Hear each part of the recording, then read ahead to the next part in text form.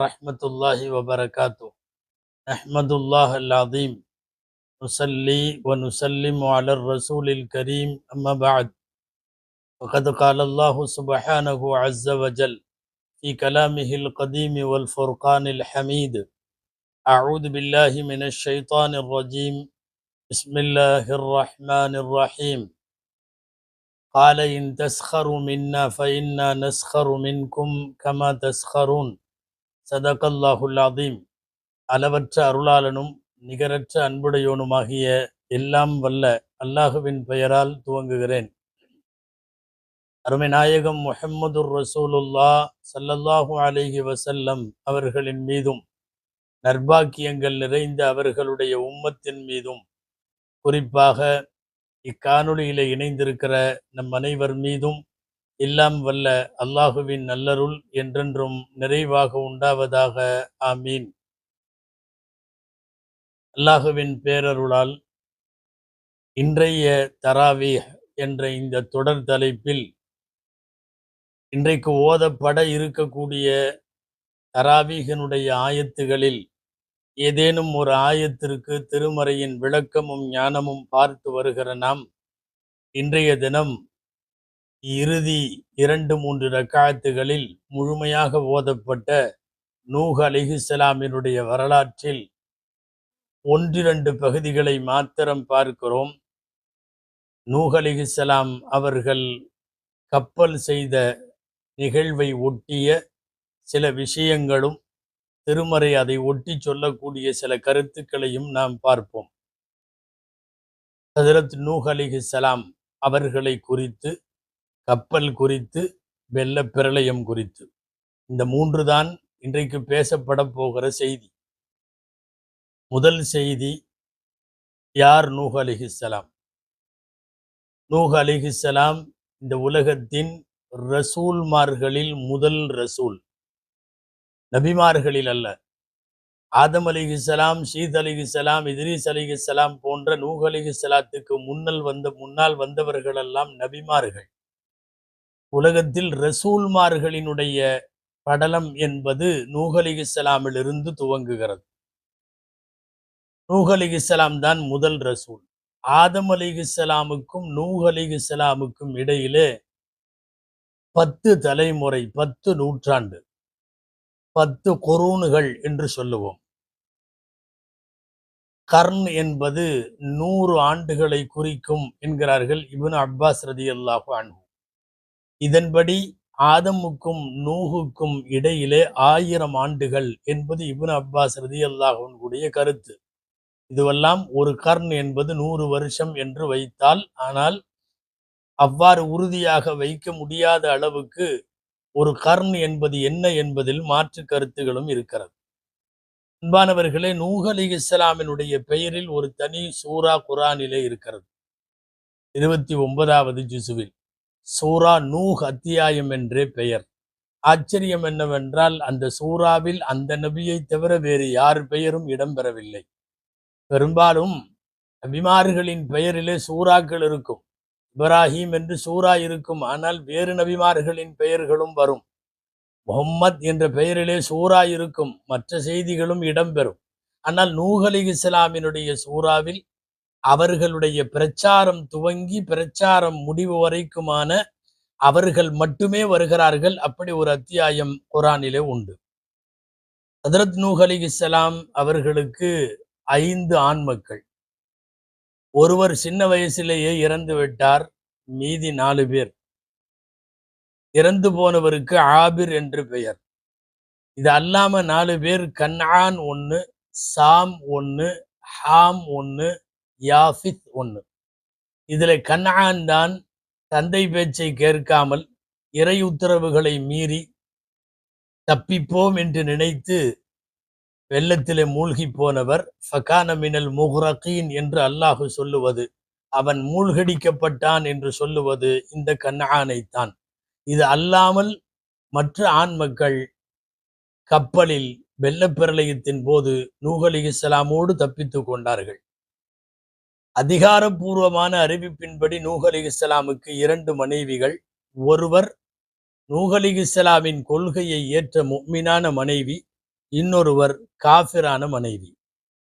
அல்லாஹ் இந்த மனைவியை குறித்து உலக முஸ்லிம்களுக்கு பாடம் நடத்தி இந்த மனைவியின் மோசடியை குறித்தெல்லாம் குர்ஆனிலே காஃபிரான மோசடியை குறித்து பேசியிருக்கிறான். முஃமினான மனைவி வெள்ளப் பிரளயத்தின் போது கப்பலிலே ஏறி கொண்டவர்கள், காப்பாற்றப்பட்டவர்கள்.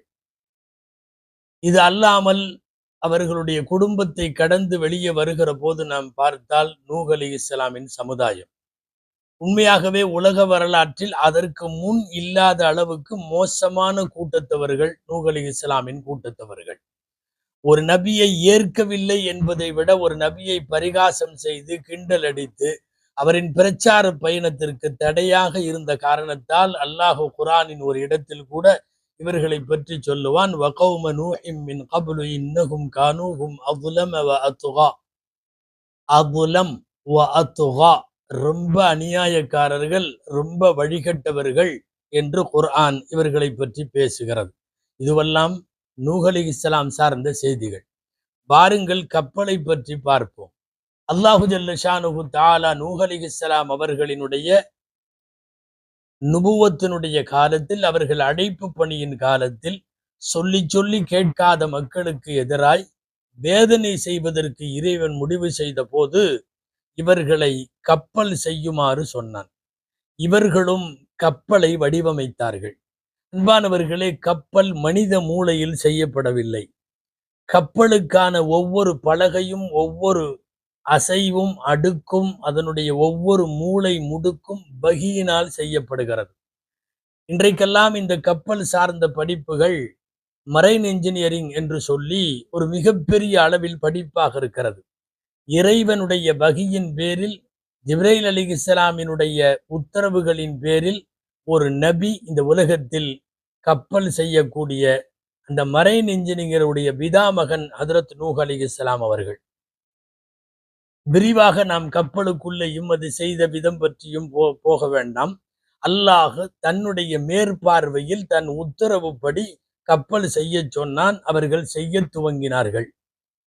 எட்டி எட்டி பார்த்தவர்கள், விசாரித்தவர்கள், அந்த ஊர் மக்கள் வழக்கம் போல் பரிகாசம் செய்தார்கள், உச்சகட்டமாக கிண்டல் அடித்தார்கள். சமயங்களில் இவர்கள் செய்து வைத்திருக்கிற கப்பலில் அசிங்கம் கூட செய்துவிட்டு போனார்கள். அல்லாஹுவின் வார்த்தைகளில் சொன்னால் சஹிரு மின்ஹும், அவர்கள் கிண்டல் செய்தார்கள் கப்பலை. நூஹ் அலைஹிஸ்ஸலாம் பதில் சொன்னார்கள், இன் தஸ்ஹரு மின்னா ஃபஇன்னா நஸ்ஹரு மின்கும் கமா தஸ்ஹரூன்.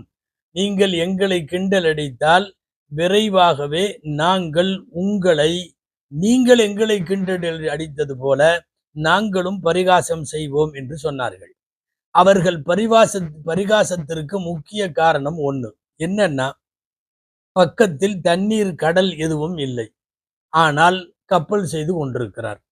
கப்பல் எங்கு ஓடும்? கடலிலே ஓடும், தண்ணீரிலே ஓடும். ஒரு வறண்ட நிலத்திலே வைத்துக்கொண்டு கப்பல் செய்யும் நூகை பார்த்து பரிகாசம் செய்தார்கள், ஆச்சரியப்பட்டார்கள். வெள்ளம் வரும் என்று இவர் சொன்னார், வராத வெள்ளத்திற்கு இவர் தரையிலே அமர்ந்து கப்பல் செய்கிறார் என்று பேசினார்கள். ஏன்னா தண்ணி இல்லை, தண்ணி இல்லாம அது ஓடாது இல்லையா? அரபியில அழகான பழமொழி கூட உண்டு, இன்ன சஃபீனத லா தஜ்ரி அலல் யபிஸ்.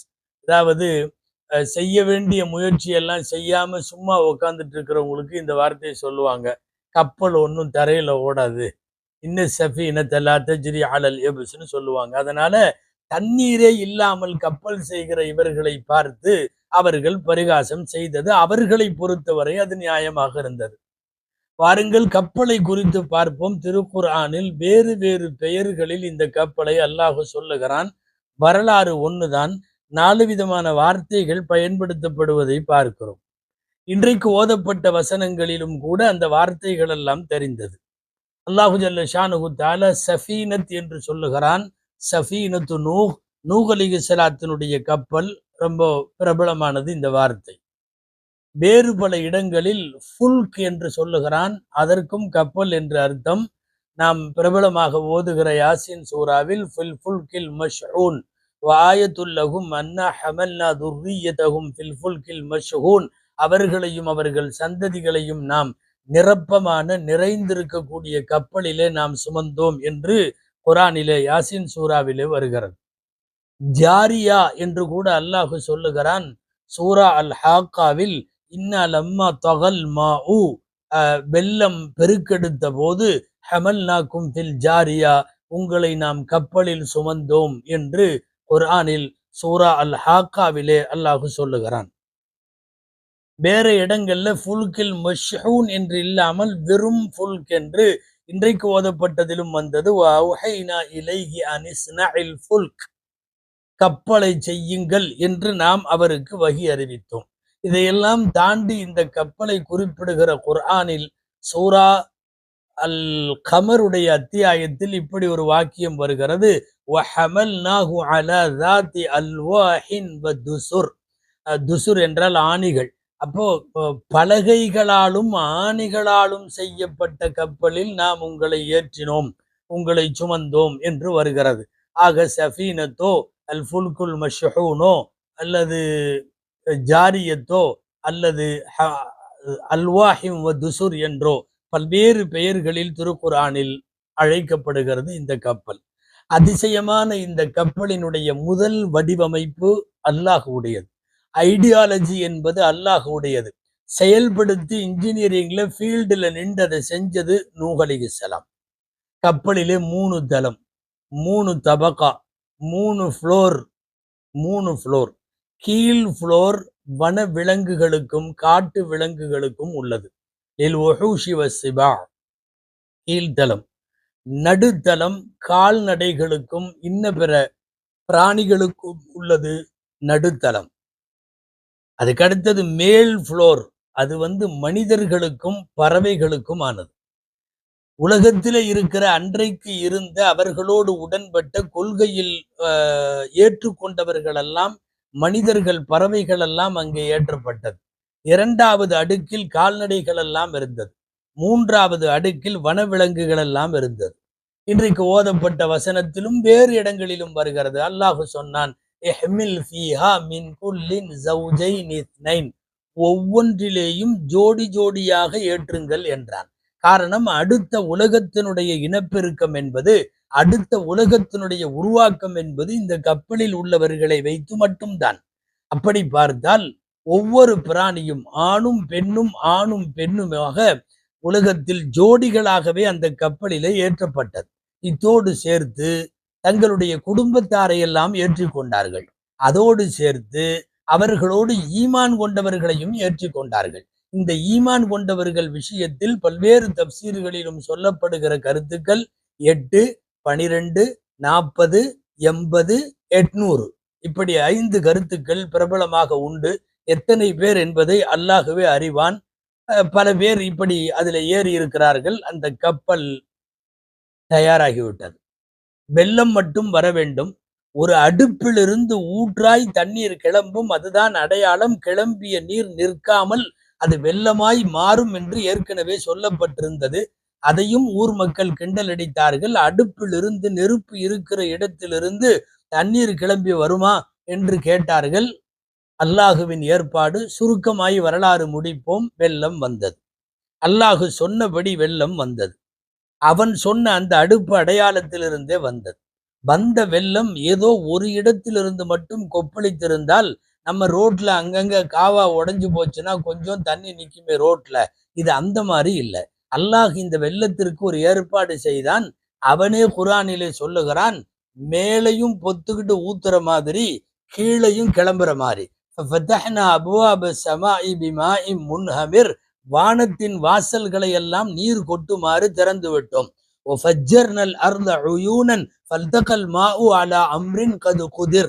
அல்லாஹ் சொல்லுகிறான், பூமியும் பிளந்தது, கொப்பளித்தது, வெடித்து நீராக கிளம்பியது. வானமும் பூமியும் இரண்டுமே நீரால் வெடித்து கிளம்பினால் என்ன நடக்கும்? மிகப்பெரிய வெள்ளப்பிரளயமாக மாறியது. பொதுவாக அல்லாஹுடைய ஏற்பாடு, அவன் வேதனைகளிலிருந்து ஒரு ஆள் தப்ப முடியாது. நூஹ் அலைஹிஸ்ஸலாமினுடைய வெள்ளப்பிரளயத்தை குறித்து எழுதுகிற ஆசிரியர்கள் அதை எழுதுகிறார்கள். ஒரு வீடு, ஒரே ஒரு மூளை, ஒரே ஒரு திண்ண, எதுவும் தப்பவில்லை அந்த தண்ணீரில்.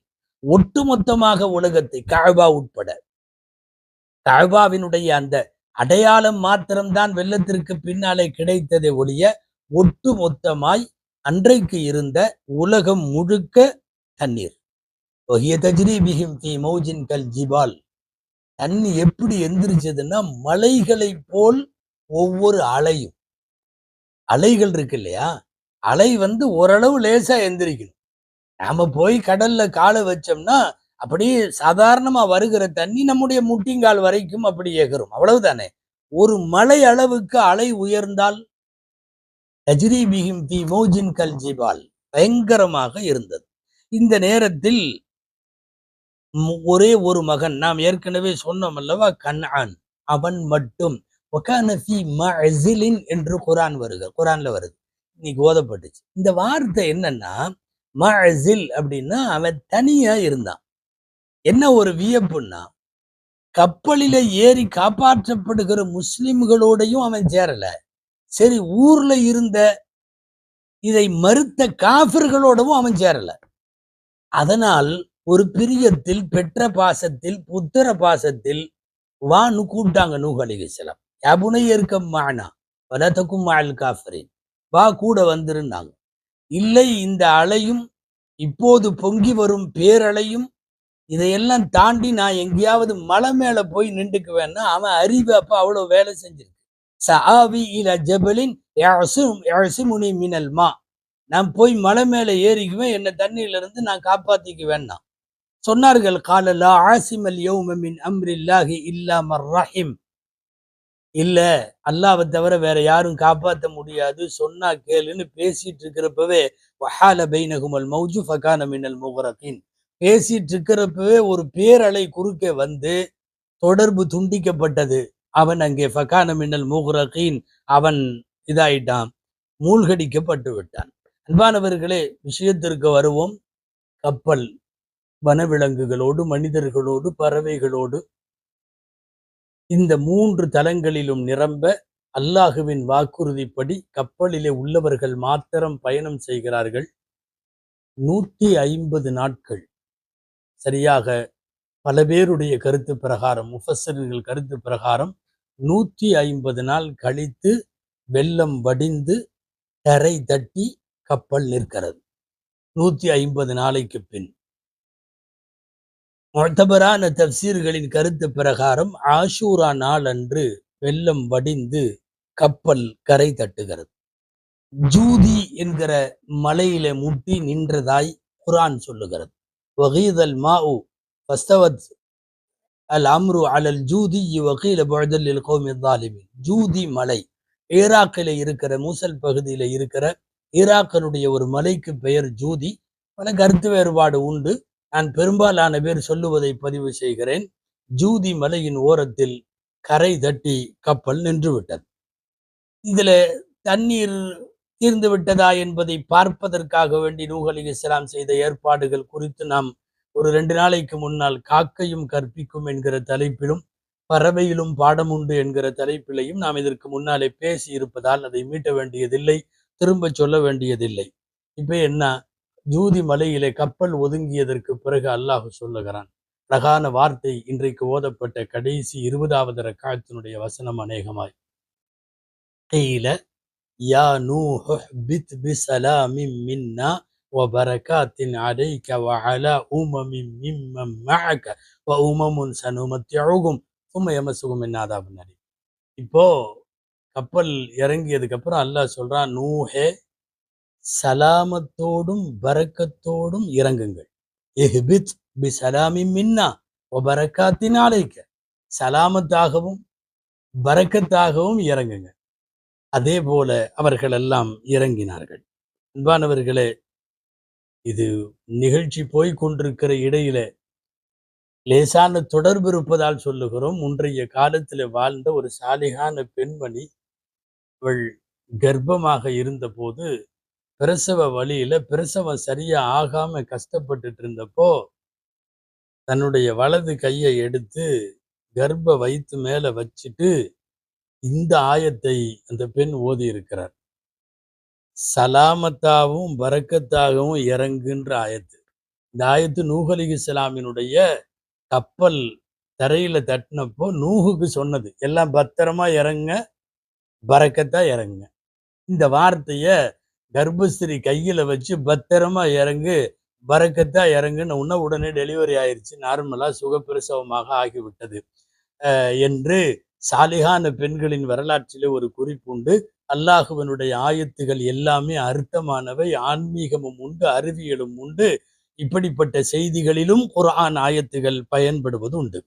அன்பானவர்களே, இப்ப சந்தேகம் என்னன்னா, கப்பல்ல இருந்த எல்லாருமே இவங்க கால்நடைகள், வனவிலங்குகள், ஆடு மாடு, சிங்கம் புலி, அப்புறம் மேல மனுஷன் பறவை அப்படின்னா நிறைய ஊர்வன அது இதெல்லாம் இருக்குதே, புழு பூச்சி எல்லாம் இருக்கே, கப்பல்ல உள்ளது மட்டும்தானே அடுத்த துன்யா எப்படிங்கிற மாதிரி ஒரு கேள்வி வருகிற போது விடைகளை நாம் கிதாபுகளிலே தேடினால் அல்லாமா ஹசன் பஸ்ரி ரஹ்மகுல்லா அழகாக ஒரு செய்தி எழுதுகிறார்கள். ஹமல நபியுல்லாஹி நூஹுன் ஃபிஸ் ஸஃபீனதி மா யலிது வ மா யபீது. நூஹ் அலைஹிஸ்ஸலாம் அல்லாஹ்வுடைய நபி அவர்கள் கப்பலிலே ஏற்றியது குட்டி போடுபவையும் முட்டை போடுபவையும் முட்டையிடுபவையும். மா தலிது வ மா தபீது. எது குழந்தை பிறக்குமோ, விலாதத்தாகுமோ, பிரசவமாகுமோ, குட்டி போடுமோ அதையும், எது முட்டையிடுமோ அதையும். இது மட்டும்தான் கப்பல்ல இருந்துச்சு. மற்றபடி எப்படி பூமியில புழு பூச்சி எல்லாம் இருக்கும், அந்த மாதிரி இதெல்லாம் கப்பல்ல இருந்ததுன்னு இல்லை, அர்த்தம் அல்ல என்று இந்த கப்பல் குறித்த ஒரு இடத்தின் சஃபீனத்து நூஹனுடைய விளக்கத்தில் ஹதரத் ஹசன் பஸ்ரி ரதியல்லாஹு தஆலா அன்ஹு அவர்கள் விளக்கி இருக்கிறார்கள். அன்பானவர்களே, இது வரலாறு. 3 செய்திகள் ரொம்ப முக்கியமானவை, அதோடு முடித்து விடலாம்.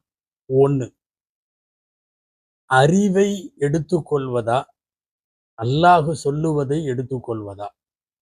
சுருக்கமா அரபியில சொன்னா அகலா நகலா. நகல் என்றால் ஷரியத்து சொல்லுவது, அகல் என்றால் நம் அறிவு சிந்திப்பது. நூஹ் அலைஹிஸ்ஸலாத்தினுடைய வெள்ளத்திலே மூழ்கடிக்கப்பட்ட மகன் கன்ஆன் அறிவை எடுத்தான், நகல் என்கிற ஷரீஅத்தை தள்ளி வைத்தான். அந்த அறிவை எடுத்துக்கொண்டதன் விளைவுதான், என்ன வெள்ளம் வரும், உயரமான இடத்துல போயிட்டா நம்ம ஈஸியா தப்பிச்சிட போறோம், இது என்ன பெரிய வெள்ளம், சாவி இலா ஜபலின் யாசிமுனி மினல்மா, மேல மலை உச்சியில போய் நின்றுக்குவேன், உங்க வெள்ளம் ஒன்றும் செய்ய முடியாது. பொதுவா அறிவும் ஷரீஅத்தும் முரண்படுகிற போது ஷரீஅத்து மாத்திரம்தான் கையில் எடுக்க வேண்டும், அறிவை தள்ளி வைக்கணும். அறிவிற்கு பிரதானமான பகுதியை கொடுத்தவன் மூழ்கி போனான் என்பது நமக்கான ஒரு பாடம். 2வது பாடம், உலகத்தின் எல்லா உறவுகளை விட பெரிய உறவு ஈமானிய உறவு, ஈமானிய சொந்தம். சொந்த மகன் மூழ்கடிக்க போகிற நேரத்தில் இன்னஹு மின் அஹ்லி, அவன் என் குடும்பத்தை சார்ந்தவன், எனது மகன் என்கிறார்கள் நூஹ் அலைஹிஸ்ஸலாம். அல்லாஹு சொல்லுகிறான், இன்னஹு லைஸ மின் அஹ்லிக், அவன் உன் குடும்பத்துக்காரன் அல்ல. இன்னஹு அமலுன் கைரு சாலிஹ், ரிவாயத்தின் கைர சாலிஹ், அவன் நல்லவன் அல்ல. இப்ப என்னன்னா, கப்பலுக்குள்ளே கொள்கை உடன்பட்ட ஈமானிய சொந்தமெல்லாம் கப்பலுக்குள் இருக்கிறது. பெற்ற மகன்தான், ஆனால் ஈமான் கொள்ளவில்லை என்கிற போது அவன் தள்ளி வைக்கப்படுகிறான், அவன் தண்ணீரிலே மூழ்கடிக்கப்படுகிறான். ஒண்ணு தெரியுது, நபிமார்களின் பிள்ளைகளாக இருந்தாலும் உலகத்திலேயே ஆக உயர்வான உறவு என்பது ஈமானிய உறவும் ஈமானிய சொந்தமும் இஸ்லாமிய பந்தமும் தான் என்பது நமக்கு புரிய வர்ற 2வது செய்தி. 3வது செய்தி, அல்லாஹுவின் மீது முழுமையாய் நம்பிக்கை வைத்த எந்த காலத்திலும் எந்த நபிமார்களின் கூட்டமும் சிக்கி கொண்டதாகவோ தவித்து போனதாகவோ வரலாறு இல்லை. எப்படியும் அல்லாஹு காப்பாற்றி விடுவான். முஃமின்களுக்கான, முஸ்லிம்களுக்கான தேவை என்ன தெரியுமா? தண்ணி வரும்னா வரும், கடல் பிளக்கும்னா பிளக்கும், பாறைக்குள்ளிருந்து ஒட்டகம் வரும்னா வரும், இந்த நம்பிக்கை மட்டும் வேண்டும். அடுப்பை பிளந்து கொண்டு ஊற்றெடுக்கிற தண்ணீர் உலகத்தையே மூழ்கடிக்கும் என்கிற சொல்லுகிற போது அந்த செய்தியை முழுமையாய் நம்பிய முஸ்லிம்கள், அந்த இறை நம்பிக்கை உடைய முத்தவக்கிலீன்கள் தான் கப்பலிலே பாதுகாக்கப்பட்டார்கள். அல்லாஹுவின் மீது நம்பிக்கை வேண்டும். துஆ செய்வோம். அல்லாஹு ஜல்ல ஷானுஹு தஆலா நபிமார்கள் நல்லோர்களின் வரலாறுகளிலே இருந்து நாம் பாடங்களும் படிப்பினைகளும் பெற்று ஷரியத்தை சார்ந்தும் இறைவனை முழுமையாக நம்பியும் ஈமானிய சொந்தங்களோடு இணைந்து வாழுவோம். அல்லாஹ் தௌஃபீக் செய்வானாக. ஆமீன். வஆஹிரு தஅவானா அனில் ஹம்துலில்லாஹி ரப்பில் ஆலமீன். அஸ்ஸலாமு அலைக்கும் வரஹ்மத்துல்லாஹி வபரகாத்துஹு.